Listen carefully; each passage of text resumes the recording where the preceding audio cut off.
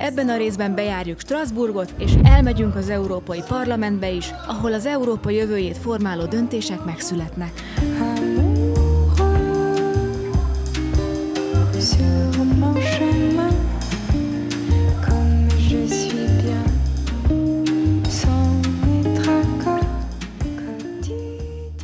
Sziasztok! Megyünk éppen most Strasbourg felé az autópályán, a nem fizetős részén, és most tegnap mutattunk nektek egy WC-t, most mutattunk egy ellenpéldát, hogy vannak itt tiszta WC-k is, ez például most volt takarítva, és hogy milyen jó, mert ez ilyen megújuló, energiás.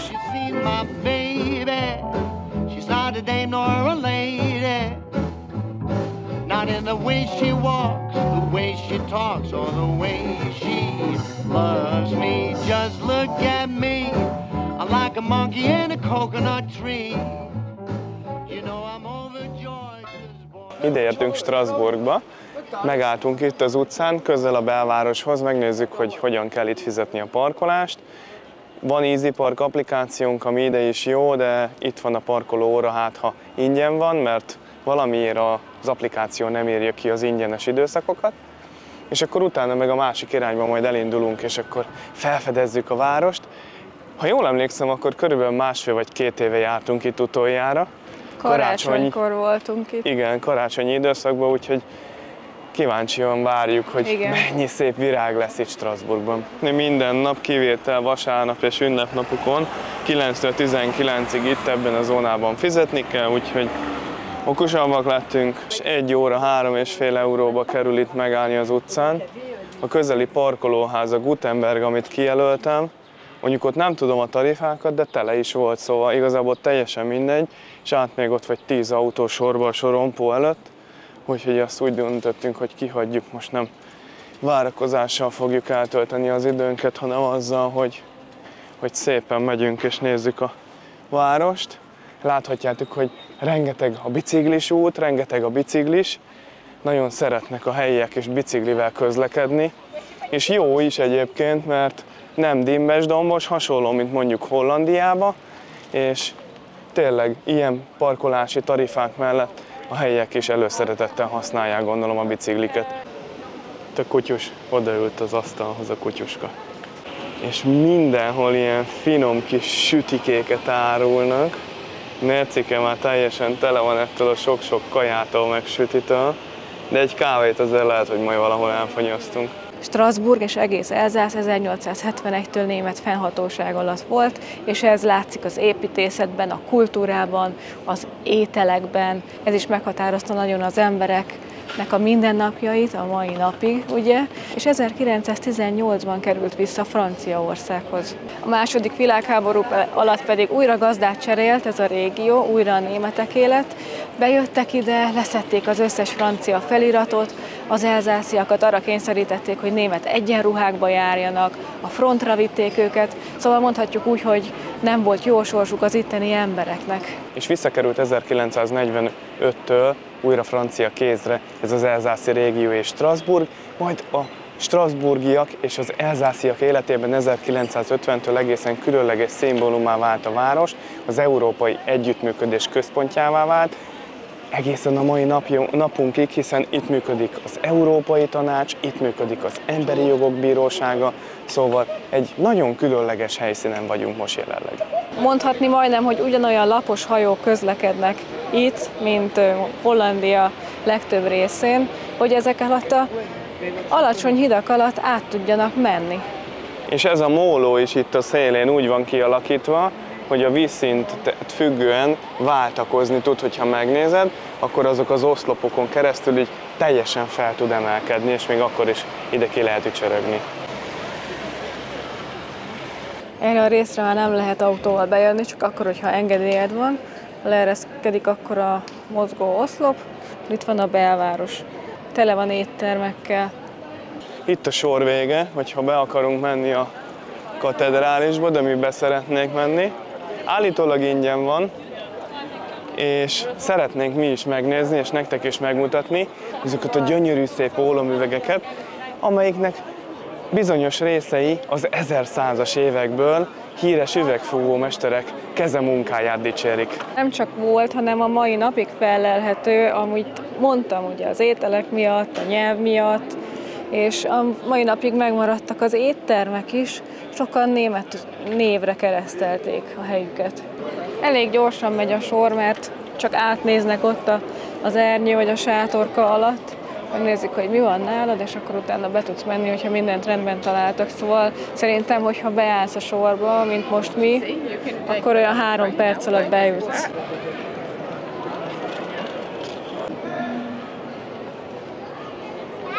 Ez a strasbourgi katedrális egy csomó minden miatt különleges. Az első a magassága, 142 méter magas. Gondoltátok-e, hogy ez volt 1439-ig a világ legmagasabb épülete? 140 méter magasság fölé emelkedett, amikor ezt megépítették, és 1874-ig ez volt a legmagasabb templom a világon. Aztán 1874-ben az Ulmi katedrális ennél magasabb lett. Miután elkészült a katedrális, 1547-ben jött egy órásmester, és készített egy asztronómiai órát. A legenda szerint soha többé nem készíthetett, hogy ez maradjon a világon a legpontosabb asztronómiai óra, ami tud húsvétot is kiszámolni, ki tudja számolni a napi egyenlőséget, és még a bolygók együttállását is. A katedrálisban amúgy fellelhetőek francia és német gótikus jegyek is. Ez is azt mutatja, hogy a városnak a történelme milyen kettős volt.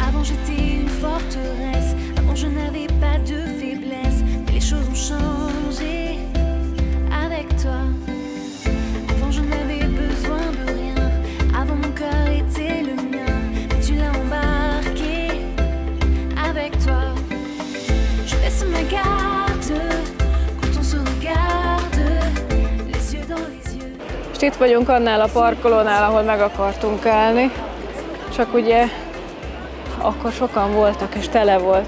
Ott lent még mindig állnak sorba amúgy.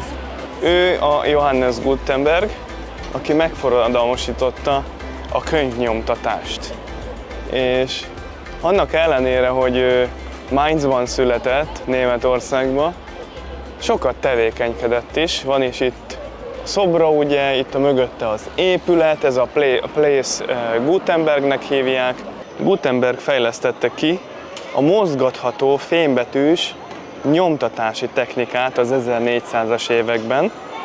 Ugye ez forradalmasította az információterjesztést, hiszen előtte mindent kézzel írtak, illetve másoltak. Valószínűleg hallottatok már a Gutenberg Bibliáról, 1455-ből. Ugye ez volt az a könyv, ami az első nagy példányszámban lett kinyomtatva az ő általa feltalált technikával, és ez az egyik legértékesebb könyv is ma is a világon. Egy példány több millió eurót is ér. Sok helyen árulnak kuglófot is, tudod-e, hogy miért? Nem, miért? Hát mert innen származik az is. És karácsonykor itt a mellettünk lévő téren is szokott lenni egy kisebb vásár itt a városban, hiszen több kisebb vásárból tevődik össze a karácsonyi vásár. Mit kell róla tudni? Hogy az 1500-as évek kezdetétől vannak itt karácsonyi vásárok, és ezért hívják a világon a karácsony fővárosának Strasbourgot, hiszen itt volt az első nagy karácsonyi vásár. Akkor jártunk itt utoljára, és nagyon jó volt. Tényleg gyönyörű, szép a város. Amúgy is gyönyörű, de akkor az még egy ilyen plusz bájt ad neki. Ez is Strasbourgnak a Kis Velence része, és oda szeretnénk lemenni, hogy itt tudjunk sétálni. Itt lemegyünk mi is, megsétáltatjuk magunkat. Előbb jött egy ilyen fütyülős ember, ilyen cirkuszi ruhába, nyújtotta a kezét csomó embernek, és aki megfogta, annak így megpuszilta a fütyűrészet, a Tomi meg így nyújtotta neki a kezét, azt hitte, hogy el akarja venni a telefonját, és így rácsapott a kezére. Ja, sok répát evett, azért fütyörészik ilyen szépen. Így tudják szabályozni a vizet itt a Kis Velence részen. Le van zárva egy zsilippel. Igen, meg ez egy ilyen vízlépcső, szóval ide szoktak beállni a kis hajók, másik oldalon becsukják, feltöltik vízzel, ugye felemelkedik itt a víz, és akkor itt tudsz tovább hajókázni.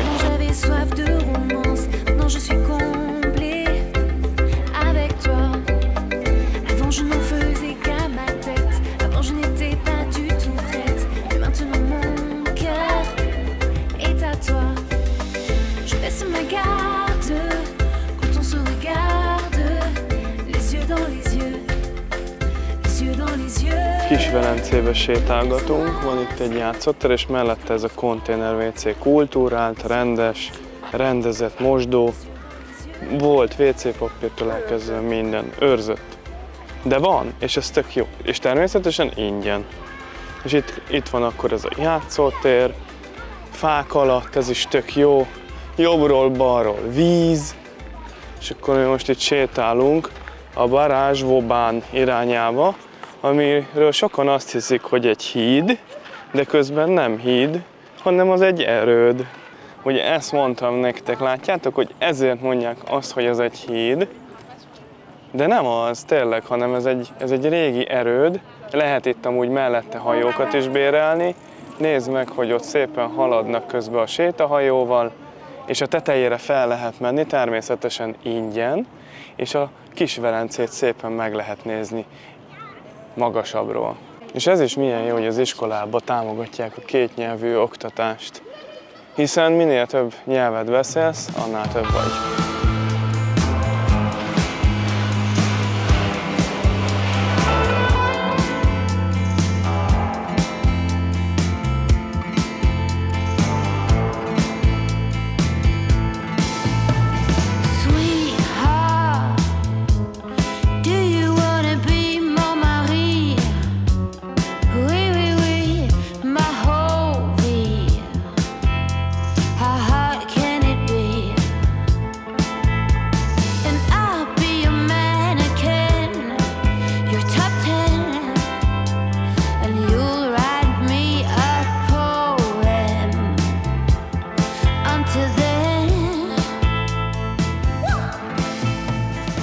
Most megy zsilipelni ez a nagy turista hajó, előbb a kis csónak jött le, és akkor most szépen mennek ők oda be. Jól tele van ez is. Alig van egy-egy szabad hely.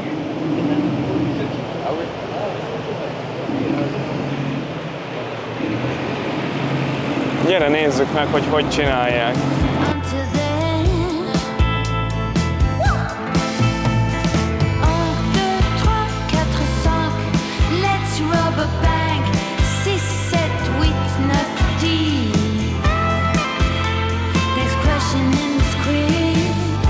Ide értünk a Kléber térre, és ez Strasbourgnak a főtere, és a karácsonyi vasárok alkalmával ide szokták kiállítani a városnak a karácsonyfáját, egy hatalmas nagy karácsonyfát.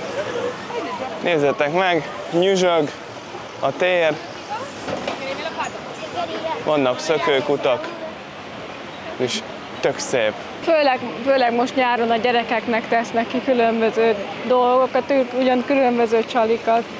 Fizesselek be téged, vagy mit szeretnél? Itt is van a Five Guys. Te vágysz amúgy itt tenni, megkóstolni egy burgert? De nem tudom, mennyibe kerül amúgy. Ugyanannyiba kerül, mint kb. Amerikába vagy Svájcba. Svájcba egy cheeseburger menü, a Five Guys-ba olyan 20 frank kb. Itt is 13 egy sajtburger. Amikor kint voltunk, ilyen Five Guys étterembe, ugye bementünk, nem volt szimpatikus, full üres volt. Ezt úgy kell elképzelni, tehát Amerikában azért másképp vannak ezek a burgerezők. Meki az a legalja. Meg a Burger King-ja. És azt azért hozzátenném ez az egészhez, hogy Európában egy McDonald's vagy egy Burger King sokkal magasabb szintet, meg magasabb minőséget képvisel, mint szerintem Amerikában. Tehát Amerikában egy In-N-Out burger, vagy egy Chick-fil-A, vagy egy ilyen, az sokkal jobb. Persze lehet, hogy minőségben még mindig elmarad mondjuk egy európai McDonald's-től, de ja. Azért ez komoly, nem? Ezért vagyunk biztonságban itt Franciaországban, mert ugye tudjuk, hogy azért itt tudnak érdekes dolgok történni. Azért szerintem egy ilyentől se vagy 100%-ig biztonságban, mert ha valaki gondol egyet, ők nincsenek ott mindenhol.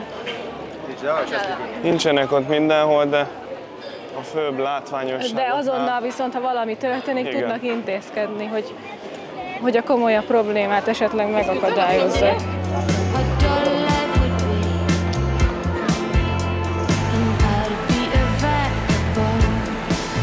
Ez itt mögöttem az Európai Uniónak a fő intézménye. Ide minden EU-s ország küld képviselőket. Itt Strasbourgban ez a hivatalos székhely, de Brüsszelben szoktak ülésezni.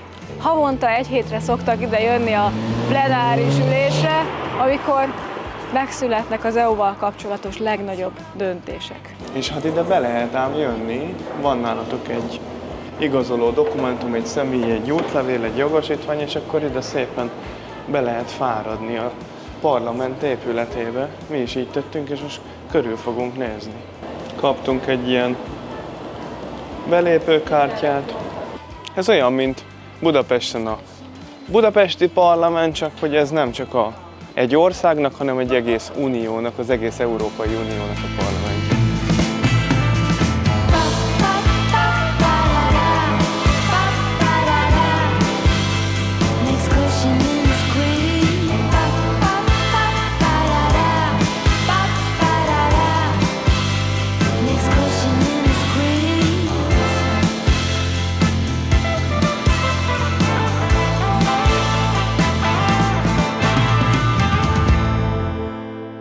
És ez az installáció pedig egy magyar hölgyeményé, Zöldi Zsófié.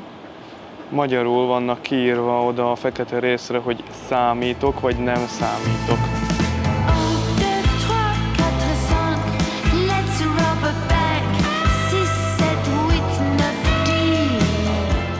Itt szokták felvenni az élő közvetítéseket, ez pedig az ülésterem, ahol éppen munkálatok folynak.